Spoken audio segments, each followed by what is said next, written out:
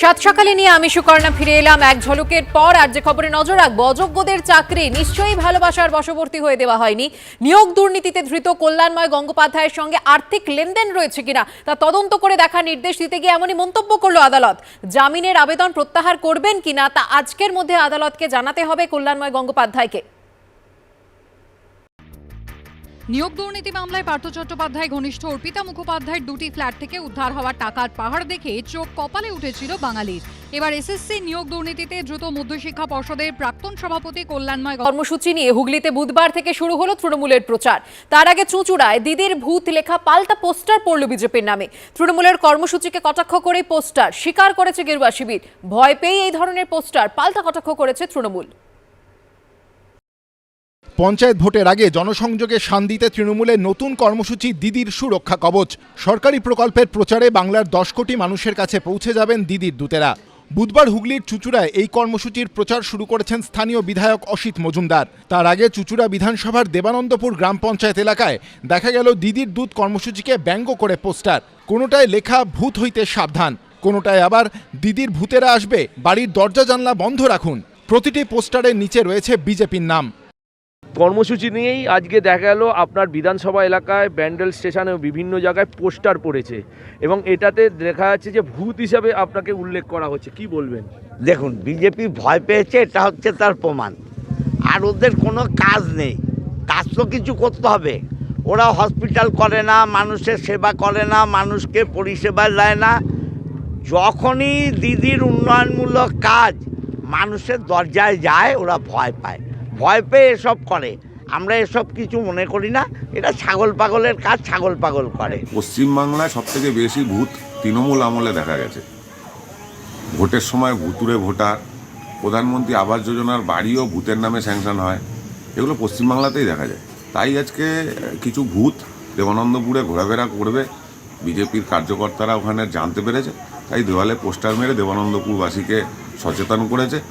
গত 2রা জানুয়ারি নতুন কর্মসূচি দিদির সুরক্ষা কবচ ও দিদির দূত অ্যাপের কথা ঘোষণা করে তৃণমূল।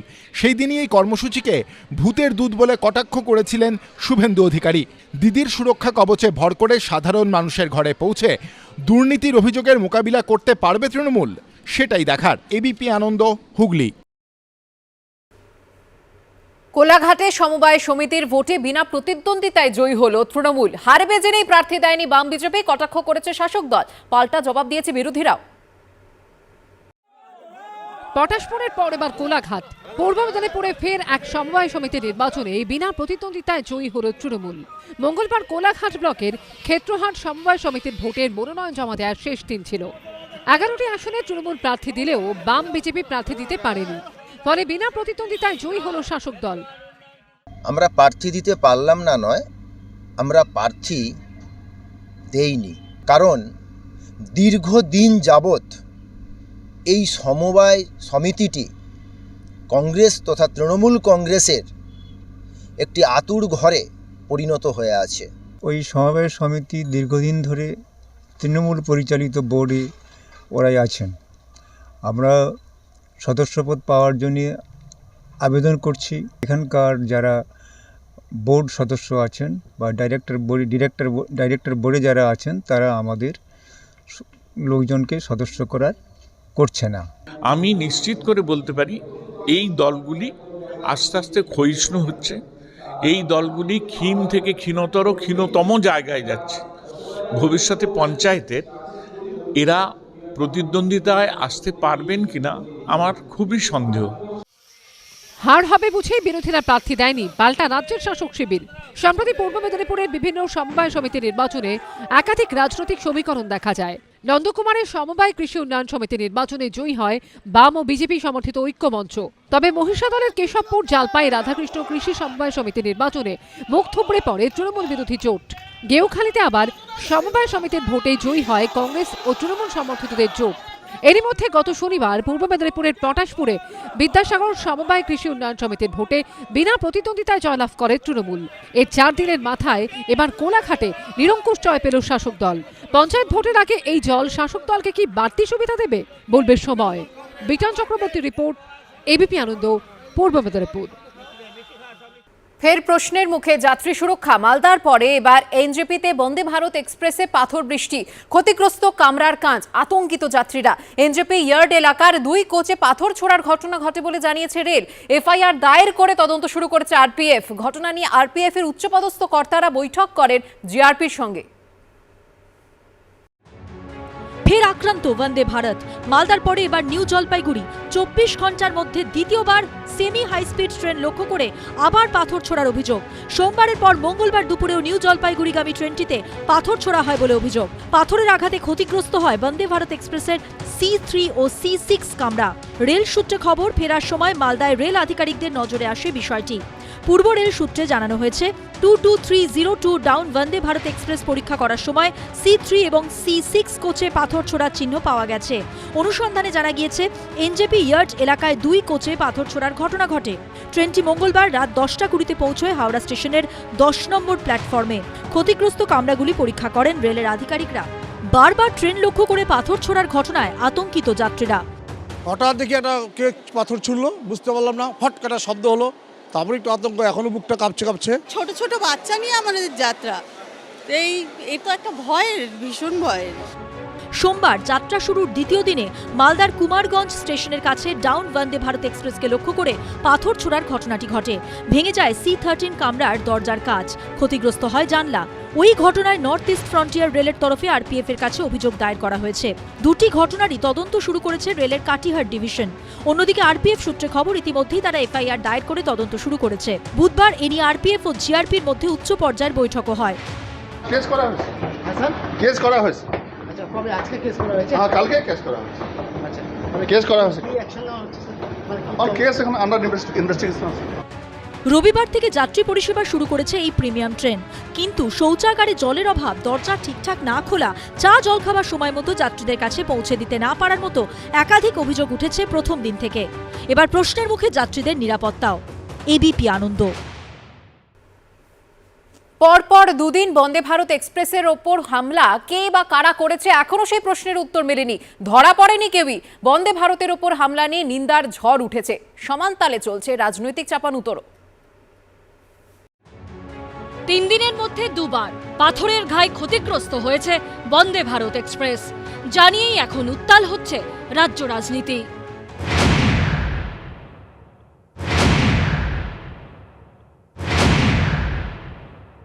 তদন্ত হোক, কারা ঢেল মারছে তারা ধরা পড়ুক, ঢেল মারা বন্ধ হোক।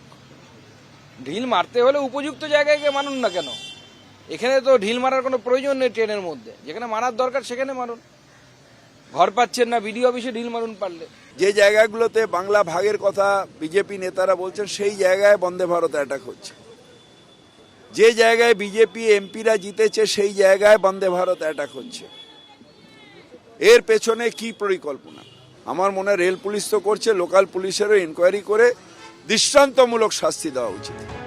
মেলার প্রস্তুতি খতিয়ে দেখতে গঙ্গাসাগরে যাওয়ার পথে বুধবার এ নিয়ে কোনো মন্তব্য করতে চাননি মুখ্যমন্ত্রী। দিদি, বারবার বন্দে ভারতে হামলা হচ্ছে, কি এই প্লিজ আমাকে এসব জিজ্ঞেস করবে না। আমাকে সাগর মেলায় যাচ্ছি, একটা ভালো মন নিয়ে তুমি আমাকে গঙ্গাসাগর বলো, আমি আছি। বন্দে ভারত এক্সপ্রেসে আবার দ্বিতীয় দিন হামলা হলো, পরিকল্পিতভাবে পাথর ছোড়া হলো। সেখানে রাজ্য সরকারের পক্ষ থেকে কোনো বক্তব্য নেই, মাননীয় মুখ্যমন্ত্রীর কোনো বক্তব্য নেই। কাজেই এই হামলা পরিকল্পিত হামলা। আমি চাইব মাননীয় মুখ্যমন্ত্রী সিআইডি এনকোয়ারির জন্য ঘোষণা করুন। আমি বলছি না এই বিষয়ের জন্য সিবিআই এনকোয়ারি, কোনো দরকার নেই। রাজ্য পুলিশ যথেষ্ট দক্ষ আছে। বন্দে ভারত এক্সপ্রেসে পাথর বৃষ্টি নিয়ে তৃণমূল বিজেপি তরজার পারদ যখন সপ্তমে, তখন এই ইস্যুতে ভর করে কার্যত 2 দলের আঁতাতের অভিযোগ তুলেছে কংগ্রেস। বন্দে ভারত ট্রেনে 2টো পাথর মেরে মোদির বিরোধিতা করা যায় না দিদি ভাই। আপনি মোদির কাছে আত্মসমর্পণ করেছেন, মোদির সঙ্গে সমঝোতা করেছেন। ইডি, সিবিআই আর আপনার ভাইপো, আপনার কাছে সব থেকে বড় বিষয়। বন্দে ভারত এক্সপ্রেসে হামলার ঘটনা তদন্ত করছে রেলের কাটিহার ডিভিশন। এখনো কাউকে গ্রেপ্তার করা যায়নি। অন্যদিকে বারবার এই ঘটনায় প্রশ্ন উঠছে যাত্রীদের নিরাপত্তা নিয়ে। শনিত হালদার, পূর্ণেন্দু সিংহ ও অর্ণব মুখোপাধ্যায়ের রিপোর্ট, এবিপি আনন্দ।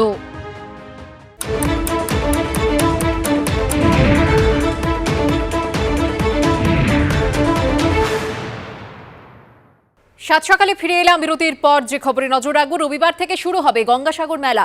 বুধবার শেষ মুহূর্তের প্রস্তুতি খতিয়ে দেখতে গঙ্গাসাগরে যান মুখ্যমন্ত্রী। উদ্বোধন করেন 3টি হেলিপ্যাডের। সাগর মেলাকে জাতীয় মেলা হিসেবে ঘোষণার জন্য ফের দাবি জানানোর পাশাপাশি কেন্দ্রকে তীব্র কটাক্ষ করেন মমতা বন্দ্যোপাধ্যায়। গঙ্গাসাগর মেলাকে আমি জাতীয় মেলা হিসেবে ঘোষণা করবার জন্য আমি কেন্দ্রীয় সরকারের কাছে আবেদন করছি। আগেও বলেছি অনেকবার, কুম্ভ মেলার সবটা খরচই আসে কিন্তু কেন্দ্র থেকে। আর এই গঙ্গাসাগর মেলায় 1 পয়সার বাতাসা দিয়েও উপকার আমরা পাই না, মানে কেন্দ্র থেকে। সম্পূর্ণ খরচটাই কিন্তু রাজ্য সরকারের। পৌষের শেষ বেলায় দাপট দেখাচ্ছে শীত। মকর সংক্রান্তির আর 2 সপ্তাহ বাকি নেই। সামনেই গঙ্গাসাগর মেলা, সংক্রান্তির পুণ্য স্নান। তার আগে এদিন সাগর মেলার প্রস্তুতি খতিয়ে দেখতে গিয়ে কেন্দ্রকে কটাক্ষ করলেন মমতা বন্দ্যোপাধ্যায়। সেই সঙ্গে দাবি করলেন সাগর মেলাকে জাতীয় মেলা হিসেবে ঘোষণার। রবিবার থেকে শুরু হবে সাগর মেলা। পুণ্যের আশায় সাগরমুখী হবে ভক্তদের ঢল। গঙ্গাসাগর মেলার নিরাপত্তা নিয়ে সপ্তাহ 2 আগে নবান্নে উচ্চ পর্যায়ের বৈঠক করেন মমতা বন্দ্যোপাধ্যায়। বুধবার মেলার প্রস্তুতি খতিয়ে দেখতে মুখ্যমন্ত্রী নিজেই পৌঁছে যান গঙ্গাসাগরে। বুধবার ডুমুরজলা হেলিপ্যাড থেকে কপ্টারে চড়ে গঙ্গাসাগর রওনা দেন মমতা বন্দ্যোপাধ্যায়। সাগরে পৌঁছে নতুন 3টি হেলিপ্যাডের উদ্বোধন করেন মুখ্যমন্ত্রী। কেন্দ্রকে কটাক্ষ করার পাশাপাশি গঙ্গাসাগর মেলাকে জাতীয় মেলা হিসেবে ঘোষণার দাবিতে এদিন ফের সরব হন মুখ্যমন্ত্রী। কুম্ভ মেলা কানেক্টেড, ওয়েল কানেক্টেড। মুড়িগঙ্গার উপরে একটা ব্রিজ খুব প্রয়োজন, কিন্তু প্রায় 10,000 কোটি টাকার মতো খরচা। সুতরাং আমরা চেষ্টা করছি বিভিন্নভাবে কিভাবে করা যায়, তার ডিপিআর রেডি হচ্ছে। এটা হয়ে গেলে সুন্দরবনের মানুষের জন্য এটা খুব বড় কাজ হয়ে যাবে একটা। মেলার প্রস্তুতি পরিদর্শনের পাশাপাশি এদিন কপিলমুনির আশ্রমে গিয়ে মন্দির চত্বরে আলোকসজ্জার উদ্বোধন করেন মমতা বন্দ্যোপাধ্যায়। এই মন্দির চত্বরে এবার থাকছে দক্ষিণেশ্বর কালীবাড়ি, কালীঘাট, তারাপীঠ, জহুরা কালী মন্দিরের মতো একাধিক মন্দিরের 3D রেপ্লিকা। বুধবার মুখ্যমন্ত্রীর হাত ধরে উদ্বোধন হয় সেগুলিরও। এই গঙ্গাসাগর মেলায় একটা নতুন ইনিশিয়েটিভ নেওয়া হয়েছে। 5টি আমরা জাস্ট ইনোভেটিভ আইডিয়া হিসেবে, দক্ষিণেশ্বরে কালীবাড়ি, একটা কালী মন্দির, একটা তারাপীঠ, একটা তারকেশ্বর, একটা জহুরা কালী, এটা দেখানো হবে এখানে। 8ই জানুয়ারি থেকে 17ই জানুয়ারি পর্যন্ত হবে গঙ্গাসাগর মেলা। 15ই জানুয়ারি মকর সংক্রান্তি। প্রশাসন সূত্রে খবর, এবছর সাগরে সংক্রান্তির পুণ্য স্নান করতে আসবেন অন্তত 30 লক্ষ পুণ্যার্থী ও সাধু সন্ত। সন্দীপ সরকারের রিপোর্ট, এবিপি আনন্দ, দক্ষিণ 24 পরগনা। বাংলার ক্রীড়াক্ষেত্রে নতুন তারকার উদয়। রাজ্যের 10ম গ্র্যান্ড মাস্টারের মুকুট উঠল 19 বছরের কৌস্তব চট্টোপাধ্যায়ের মাথায়। জাতীয় চ্যাম্পিয়নশিপে তিনি মুখোমুখি হন বাংলার 9ম গ্র্যান্ড মাস্টার মিত্রাভ গুহর। সেই লড়াই ড্র হলেও পয়েন্টের বিচারে 10ম গ্র্যান্ড মাস্টারের শিরোপা ওঠে কৌস্তবের মাথায়। 64 খোপের যুদ্ধ। বাংলার প্রথম গ্র্যান্ডমাস্টার বনাম 10ম গ্র্যান্ডমাস্টার। কোনো প্রতিদ্বন্দ্বিতামূলক ম্যাচ নয়, শুধু অনবদ্য একটা ফ্রেম। দাবার বোর্ডে মুখোমুখি গুরু শিষ্য। বাংলার প্রথম গ্র্যান্ডমাস্টার দিব্যেন্দু বড়ুয়ার একাডেমির ছাত্র কৌস্তব চট্টোপাধ্যায় সৌজন্যে আরও এক গ্র্যান্ডমাস্টার পেয়েছে বাংলা। রাজ্যের 10ম গ্র্যান্ডমাস্টার কৌস্তব, দেশের 78তম। Extremely relief and satisfaction. 12 বছরের এফোর্ট আমার ফুললি, চেসের উপর যে ডিভোশন, এফোর্ট যাই দিক আমি হার্ডওয়ার্ক করেছি, সেটা ফাইনালি কলমিনেট হয়েছে একটা অ্যাচিভমেন্টের। আর biggest achievement in chess kind of world চ্যাম্পিয়নশিপের নিচে। গেমটা অ্যাকচুয়ালি আমার উইন ছিল, দেন লস ছিল, then I managed to survive kind of amazing experience. 2021 অক্টোবরে বাংলাদেশে নিজের প্রথম জিএম নর্ম জেতেন কৌস্তব। এরপর গত বছর নভেম্বরে এশিয়ান কন্টিনেন্টাল প্রতিযোগিতায় দ্বিতীয় জিএম নর্মের শিরোপা ওঠে তাঁর মাথায়। আর 2022-এর শেষ দিনে জাতীয় চ্যাম্পিয়নশিপে হাড্ডাহাড্ডি লড়াইয়ে ড্র করে পয়েন্টের বিচারে কৌস্তবে জিতে নেন গ্র্যান্ড মাস্টারের শিরোপা। মজার বিষয় হলো, জাতীয় চ্যাম্পিয়নশিপে কৌস্তবের প্রতিদ্বন্দ্বী ছিলেন বাংলার আরেক গ্র্যান্ড মাস্টার মিত্রাভ গুহ, যিনি আবার দিব্যেন্দু বড়ুয়া চেস একাডেমিরই ছাত্র। অসম্ভব খুশি আমরা, আমাদের একাডেমির থেকে 2 জন পরপর হলো এবং আমরা গর্বিত এবং আমরা জাস্ট ওদেরকে থ্যাঙ্কস জানাবো, যে ওদেরকে অভিনন্দন জানাবো রাদার। এবং আমার মনে হয় ওদের দেখে আমাদের একাডেমি এবং বাংলার যে আপকামিং যে জেনারেশনটা আসছে তারা অনেক বেশি অনুপ্রাণিত হবে, তারা অনেক বেশি মোটিভেটেড হবে এবং আমরা বাংলার থেকে আরও অনেক গ্র্যান্ড মাস্টার পাবো।